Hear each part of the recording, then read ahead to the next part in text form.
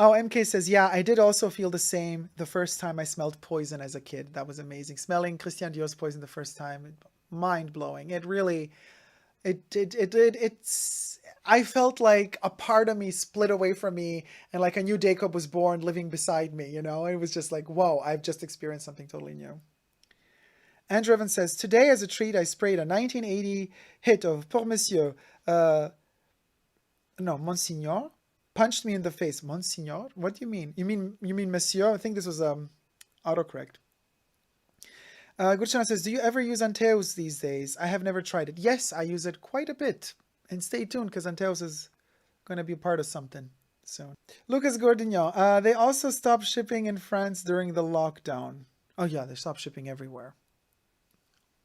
Officially, but we're talking about the beauty boutique. They stopped shipping, you know, they have this like message that says on top like, hey, you can still order, you can still pay, but you got to wait before we can actually ship it to you. Antaeus is glorious, says Daniel. I know, Daniel, you love Antaeus. I actually really enjoy, I have to be honest with you, I really enjoy the Antaeus of today as well. I know that the 80s version is a powerhouse and it's amazing. A lot of people are really sad that it's been, you know, watered down a little bit, but the latest version of it, I'm really enjoying. It has a warmth. It's not over spicy. It's it's a little bit more subtle, but it's warmer than it is spicy because the 80s version was very spicy. The new one is less spicy. It's more warm. I find it very pleasant. Very, very pleasant. Big fan. And really good longevity. So Antaeus, the current formulation, I don't know if Olivier has his paws in this one or not in terms of reformulations or not. You know, things are getting watered down, whatever. Not every reformulation is good, but Antaeus is good. I'm really enjoying it a lot. Um, Wilson the Coconut. What is up, folks? Hi, Wilson. Uh, Andrew says, Antaeus, run and buy some. That's amazing. Sam A. I can't find anything on the Chanel Edinburgh fragrance. I'm in Edinburgh, Scotland, so I really want to find info. Yeah, there's a lot of websites that offer information. There's even like a whole list of ingredients already online. Not on the Chanel website, though. Um, MK says, yeah, my essays in Paris were communicating all the time with me through WhatsApp over the last few weeks. Asked me if there were some items I was interested in. Sadly, not this year. Uh, the Y259. Hi, Dacob, love your hair. Thank you so much. Thank you, thank you. Yeah, it's I need to go to the hairstylist because it's growing. I want to get this to grow longer and longer and longer. I said this in another video of mine, but the upper part has to be, it's very heavy. It's big. It's a lot of hair. And I want to kind of shorten that, just make it a bit more fluffy on the top. And you got to kind of cut it inwards like that. I don't know what they call it. And then just lighten the whole thing a little bit and leave this mullet going on. So shorten front, leave the back growing a bit longer. I'm considering, you know, you never know. I am an ash blonde. That's my natural color with a hint of red. And it's so funny in my beard area, total mix of everything of heritage, where I come from, everything. Because in my beard, you see it. I have like blonde that is like sand, like almost white. And then I have a couple of strawberry blonde hairs in my beard, super bizarre. Just a few black ones. Then I have the ash blonde. I have a couple of brown ones, and the most intriguing ones I find from time to time, and I love them. I'm so happy when I find them. I'm like, how did this happen? Ruby red. I wish I could have one to show you. There's a couple of ruby red hairs in my beard, and this happens in this area of the body mostly. And on the head, it's like usually ash blonde with a bit of red subtone, which makes it really hard for me to bleach my hair because that red is really difficult to take out. So, but I might go blonde again one day. You never know. Or Ziggy Stardust, that kind of orangey, reddish blonde. Maybe. I mean, if I'm going for the mullet, why not? You know, Ziggy had a like really short front and then like the back was super long. David Bowie, for those of you who don't know. Pedro says, hello. What a pleasure being here. Love, love, love your haircut. Oh, thank you so much. Thank you, Pedro. Do you happen to like any Avon fragrances? Well, Avon, you know, has been around for a while. So Avon,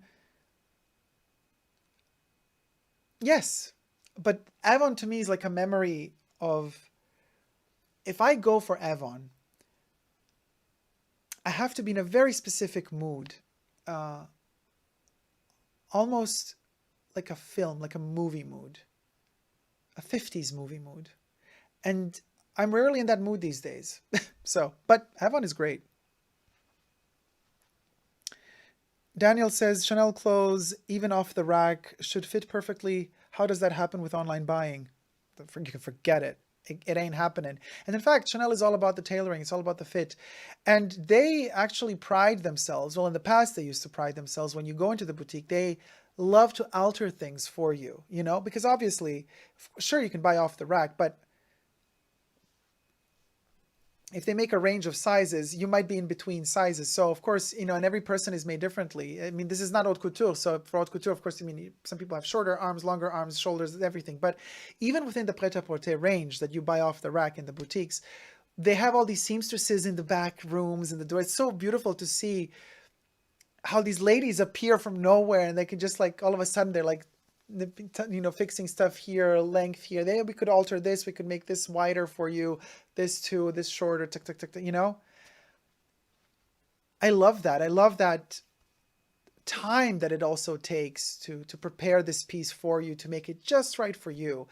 You know, the things are not so immediate like now, and I love to fight for things as well. And with Chanel, God knows I had my share of fights. It's nothing is easy. Nothing is easy. Not even buying a freaking brooch is easy. Even like this one was a hunt. Took half a year. But I kind of love it. It's work that I, as I said, also with thrifting, you know, thrift shopping, secondhand shop, vintage shopping. It's the hunt that's really half of that pleasure. And then once you have the piece, you enjoy it even more, because it wasn't a quick buy. It was something that you thought through, that you worked for, literally to earn the money to be able to pay it first. But second, you worked for it also time-wise, because you analyzed it, you understood why you really wanted it or needed it or both. And that makes you appreciate it more. It makes you never feel like it's getting old for you, that you're getting bored of it. Never. I mean, at least I never do. But I'm very, very selective and picky with the pieces that I purchase.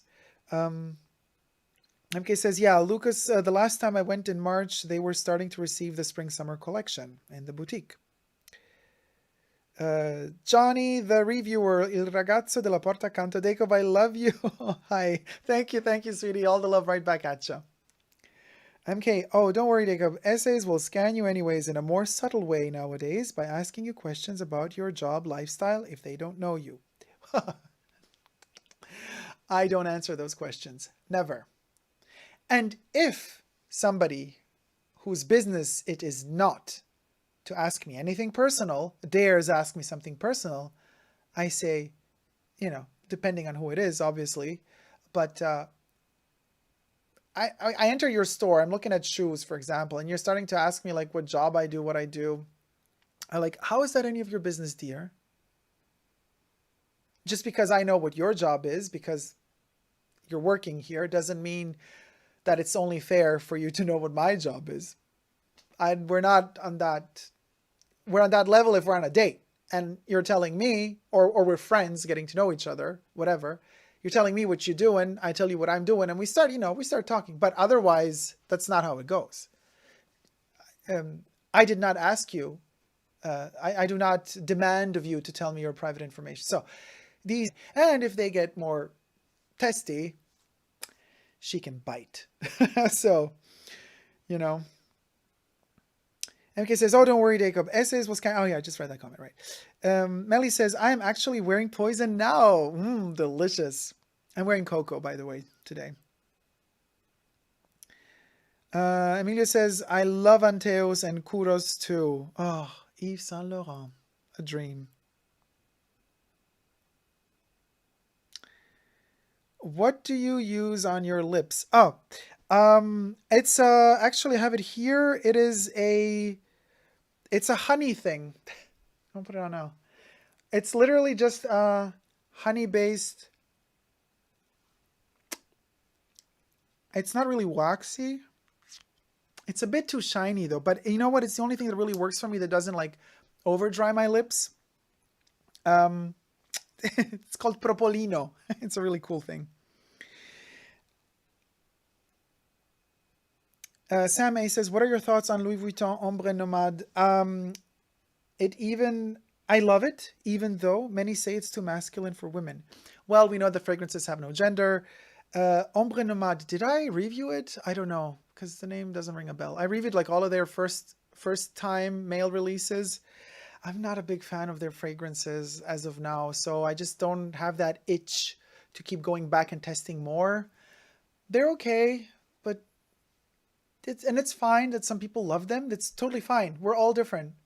You know, just because somebody tells you I don't like a perfume doesn't mean that they're judging you for liking it, or does it mean that you're not good at choosing a good perfume.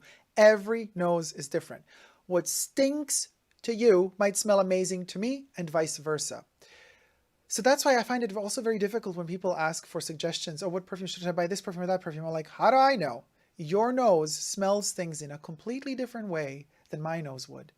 But not just that, your skin takes fragrances in a completely different way than my skin would. Because we got different hormonal balances, we got different... in general, like everything in our skin is different. The oil balance, talcum production, sebum, all that stuff mixed with the hormonal balances, it just smells different. Which is also so beautiful about perfumes, that unless they're not complete chemical concoctions that are like made like cement, that they smell the same on everybody, that happens too in some cases. If a perfume has a little bit of subtlety in it, it will allow every wearer to... On every wearer, it will develop a slightly different nuance and hue. And that's what's so beautiful about it. And that's why we can't really say, oh, I love this, you're going to love it too. Well, we don't know. We simply don't know. Vladimir, hi, how you doing? Says, do you like Guerlain après and Vol de Nuit again? Haven't really... Vol de Nuit. Not my cup of tea. I have to be honest. Not really my cup of tea. Sammy says, I couldn't find Edinburgh because it's not under the English spelling. I'm so blonde. Yes, of course, it's under the French spelling. Bourg instead of Bourg. Yeah. That's, you know, Chanel, they're going to spell it all in French. Oh my God. All my chats are gone. iPad. Did I just sound like Moira Rose? iPad. Why can't I see anything? Silly iPad. All these messages from the babas. Okay. Gurchanan says, in the Instagram live stream, you said that when you tried Un Jardin sur le Nil, you were disappointed. The new release of 2019, Un Jardin sur la Lagune, you might like. I might give it a try. Second, I actually leave the house for a bit longer.